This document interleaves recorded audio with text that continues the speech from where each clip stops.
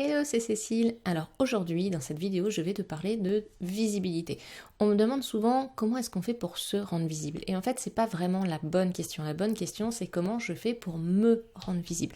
Parce qu'en fait, il n'y a pas une solution qui serait valable pour tout le monde. Il n'y a pas une technique ultime et imparable qui fonctionne pour tout le monde, malgré ce que veulent te faire croire certaines personnes, en particulier celles qui ont une méthode clé en main à vendre. Et ben, ce qui marche pour ta voisine ne va pas forcément fonctionner pour toi. Parce que ton public et ton sujet ne sont pas les siens et surtout parce que tu n'es pas elle, tout simplement.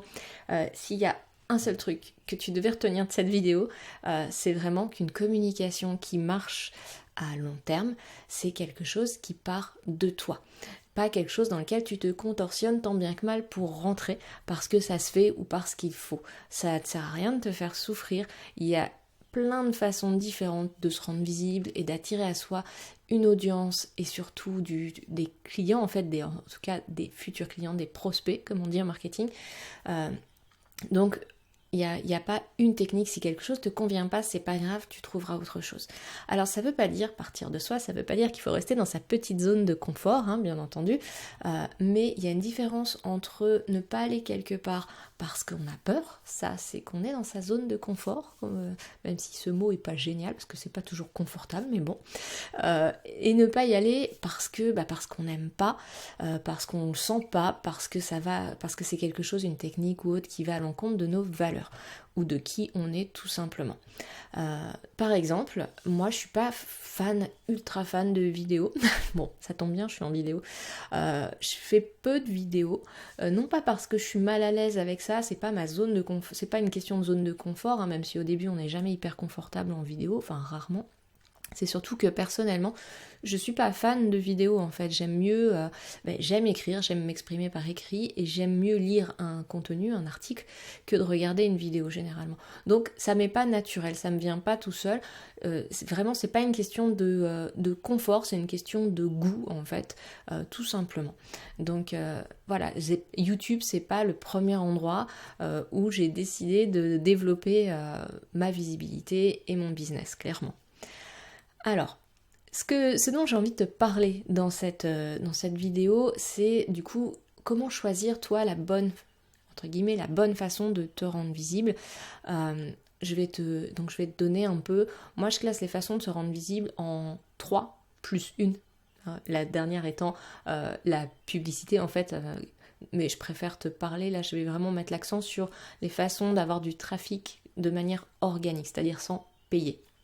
Alors avant de foncer bille en tête sur une technique pour te rendre visible, il y a une chose à savoir, c'est que tu dois vraiment bien poser les bases de ta communication. Une stratégie de présence en ligne, c'est comme une maison, ça se monte dans l'ordre, il faut d'abord poser ses fondations, et ces fondations pour l'identité, pour l'activité en ligne, j'ai fait un lapsus et je t'ai donné la fondation, c'est donc l'identité, c'est partir de toi, tes valeurs, etc. Ça c'est très important que tu sois bien au clair là-dessus. Et deuxièmement, c'est à qui tu t'adresses, quel est ton public, et c'est bien le connaître, et notamment connaître quels sont ses besoins, ses problématiques.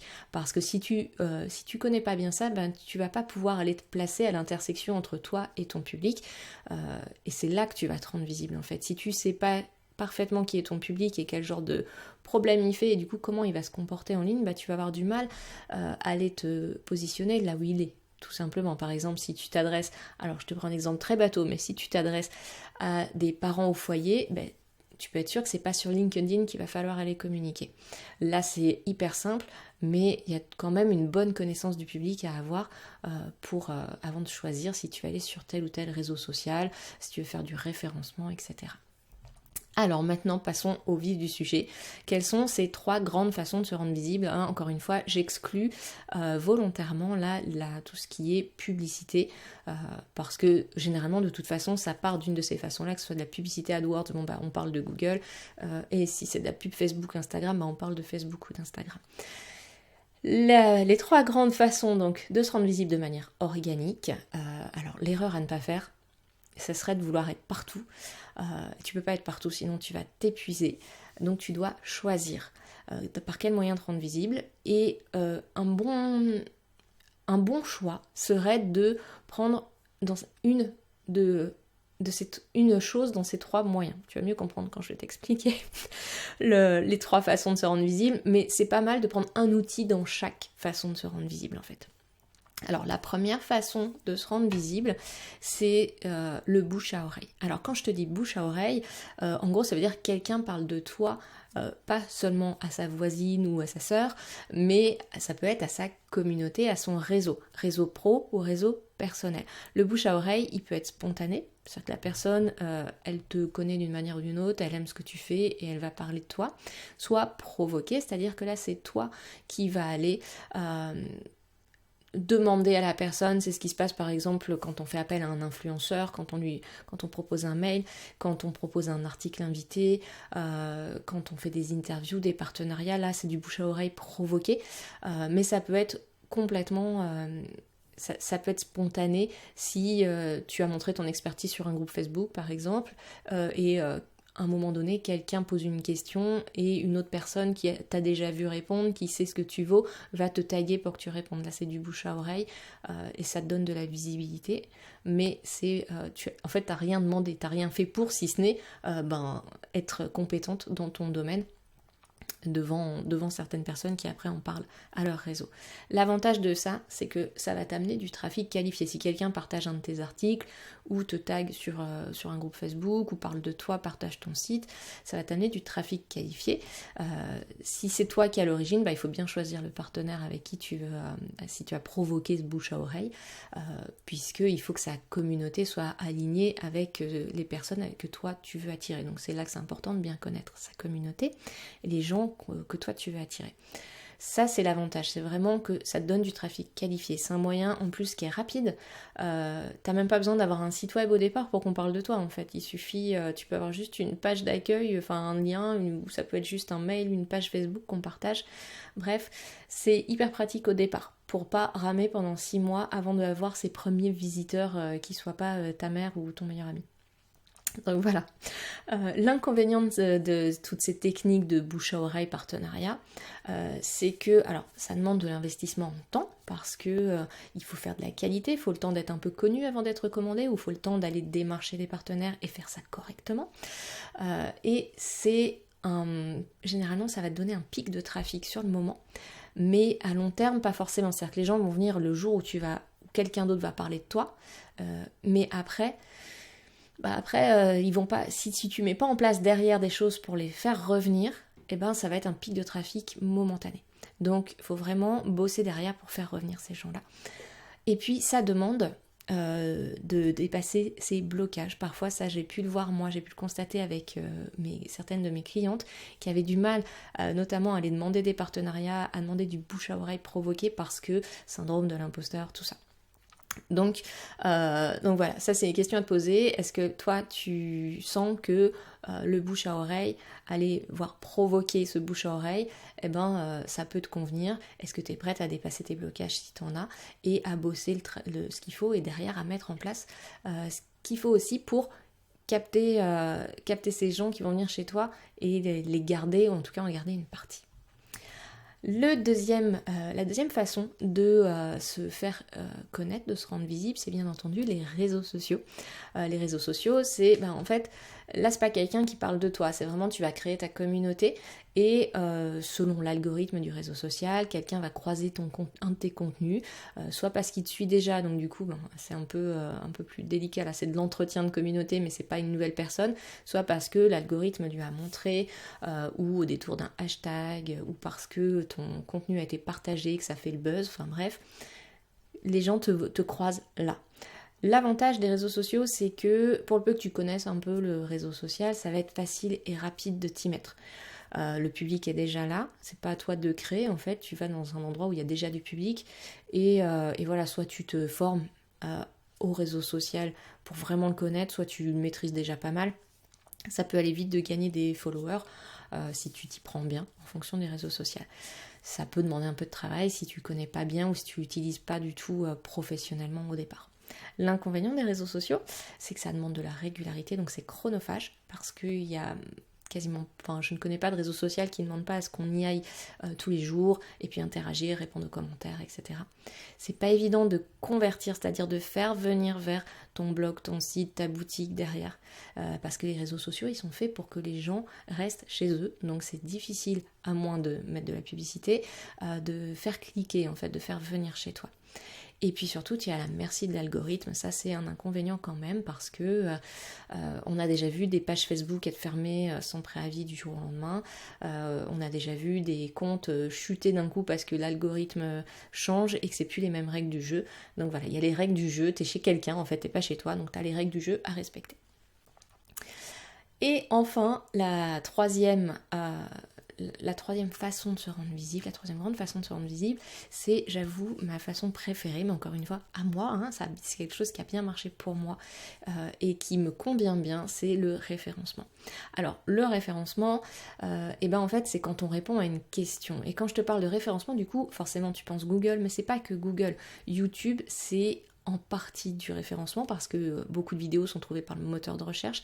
Pinterest, c'est aussi avant tout une plateforme de recherche et pas un réseau social. Donc tu vois, le référencement, ce n'est pas que Google. Moi, un de mes outils chouchou, c'est vraiment Pinterest. Dans le référencement, on n'est pas du tout dans la même démarche puisque c'est pas quelqu'un qui parle de toi, c'est pas le réseau social qui te montre à quelqu'un qui avait rien demandé quasiment, en tout cas qui est là sur son profil Facebook ou son compte Insta et qui voit passer tes contenus alors qu'il est peut-être qu'à moitié intéressé. Le référencement, c'est vraiment des gens qui cherchent quelque chose. Quelqu'un se pose une question sur un sujet, peut-être qu'il ne connaît pas du tout, mais par contre, il est vraiment intéressé, il est vraiment dans une démarche de recherche, de trouver une solution à un problème, une inspiration, voilà. Donc, il cherche quelque chose et là, il tombe sur toi via Google, via Pinterest, via YouTube, donc dans une certaine mesure. Et du coup, l'avantage du référencement, c'est que c'est un public qui est plus prêt à consommer, entre guillemets, ton contenu, parce qu'il est en recherche. On vient pas il n'y a pas quelque chose qui vient le surprendre alors qu'il était carrément là pour autre chose. Il avait envie de ça, donc il est plus prêt à consommer, il est aussi probablement plus prêt à acheter, du coup. C'est une stratégie à long terme, le référencement, c'est-à-dire qu'une fois que ça roule, t'as presque plus rien à faire. Il y a du travail à mettre en place au début, que ce soit un article pour Google, une épingle Pinterest. Oui, il y a un peu de boulot à faire au début, mais par contre, ça peut te ramener du trafic 6 mois, 1 an, 2 ans plus tard, alors que t'as rien fait de plus, en fait. Ça fait boule de neige, ça tourne tout seul, contrairement aux réseaux sociaux. C'est un gros potentiel de visiteurs. Moi, avec Pinterest, j'ai jusqu'à 4500 visiteurs par jour sur un de mes blogs. Et avec le référencement, je suis montée jusqu'à 10-20 000 personnes par jour. Pareil sur ce même blog. Et sur des articles anciens, encore une fois. Je n'ai rien fait de neuf sur ce blog. Donc c'est un gros avantage et c'est vraiment quelque chose que moi je kiffe particulièrement. L'inconvénient, c'est que c'est un petit peu long à se mettre en place. C'est pas une stratégie court terme. Si tu veux du trafic pour après-demain, c'est un petit peu court. Donc il faut compter quelques semaines, voire quelques mois pour Google. Et c'est un travail qui est un peu pointu au départ. Surtout pour Google, moins pour Pinterest. Pinterest, un peu plus facile. Et par contre, ça convient à condition que tu aies des contenus à toi. Sur un blog, par exemple, sur un site, que tu as des contenus et ça marche mieux avec, typiquement pour un blog ou un site qui a un blog présent sur le site parce que c'est des nouveaux contenus et du coup, plus tu crées de contenu, plus tu as de chances de toucher des mots-clés, de répondre à des questions que des gens se posent. Tu as dû bien sentir que je kiffais le référencement, parce que voilà, j'ai plein de choses à te dire encore sur le référencement et notamment sur Pinterest, mais je vais d'abord te donner les critères pour choisir justement. Alors le mieux, comme je te disais, ce qui peut être sympa, c'est d'aller chercher un peu de bouche à oreille, d'aller chercher un réseau social et d'aller chercher un lieu de référencement. Par exemple, tu peux faire quelques webinaires avec des partenaires, te donner à fond sur Instagram et avoir un compte Pinterest aux petits oignons. Ou du référencement, des articles invités et pour les réseaux sociaux, être sur Facebook, par exemple. Comment choisir en fait les critères de choix que tu vas utiliser, c'est d'abord où sont les personnes à qui tu t'adresses actuellement, ce que je te disais, ne va pas chercher les parents au foyer sur LinkedIn, avec quel type de support, quel outil toi tu te sens le plus à l'aise. C'est pas la peine de te lancer sur YouTube ou sur TikTok si t'es pas très vidéo par exemple et si tu connais pas du tout la plateforme, et à quel endroit tu en es de ton projet, c'est aussi important parce que tu as vu, selon le délai que tu te donnes, si tu veux du trafic pour maintenant, c'est pas pour dans 6 mois, donc ça serait peut-être plus pertinent de faire de la publicité là pour le coup, parce que même les réseaux sociaux ça prend un peu de temps avant de te construire une vraie communauté, à moins de mettre de l'argent dans la machine, ou de faire des partenariats. Par contre, si tu as un peu de temps devant toi ou si tu vises à long terme, tu peux faire du référencement et rien ne t'empêche de faire les deux, mais du coup, voilà, si c'est un projet pour après-demain, encore une fois, le référencement, c'est peut-être pas la peine. Et puis, quels moyens tu as aussi. Par exemple, si tu es salarié à plein temps actuellement et que tu as 4 enfants, je t'avoue que les réseaux sociaux, ça me semble un petit peu trop chronophage par rapport au temps disponible que tu as. Donc, de quelles ressources tu disposes en termes de temps et en termes de finances. Par contre, si tu es en congé parental et tu prépares ta reprise professionnelle en voulant lancer ta boîte, mais tu sais que c'est que tu as encore 6 mois devant toi, tu as peut-être le temps de bien bosser ton référencement ou ton Pinterest. Et puis, ces choix sont jamais définitifs. L'objectif, c'est vraiment de faire un premier choix pour te donner à fond, pour apprendre à bien maîtriser une plateforme, un outil. Et une fois que ça tourne, là, tu peux en ajouter un autre. De toute façon, ça sert à rien, encore une fois, t'éparpiller. Tu vas rien faire jusqu'au bout. Et puis, s'il y a trop de choix pour te suivre, au bout d'un moment, les gens, ils savent plus où te suivre. Donc, il vaut mieux être le spécialiste sur une plateforme, sur un outil, et puis éventuellement en rajouter tout doucement un par un plus tard. Tu peux combiner, c'est recommandé même de ne pas mettre tous ses œufs dans le même panier. En tout cas, moi, je sais que certaines personnes le font, sont juste à fond Facebook ou à fond Insta ou à fond référencement. Moi, je trouve ça sympa de diversifier, mais ne pas t'éparpiller. Voilà pour cette vidéo qui était déjà bien longue. Donc, je te rappelle les 3 moyens de se rendre visible. Et ce qui est pas mal, c'est de prendre un outil dans chaque grand moyen. Le bouche à oreille, qui se fait tout seul ou qui est provoqué.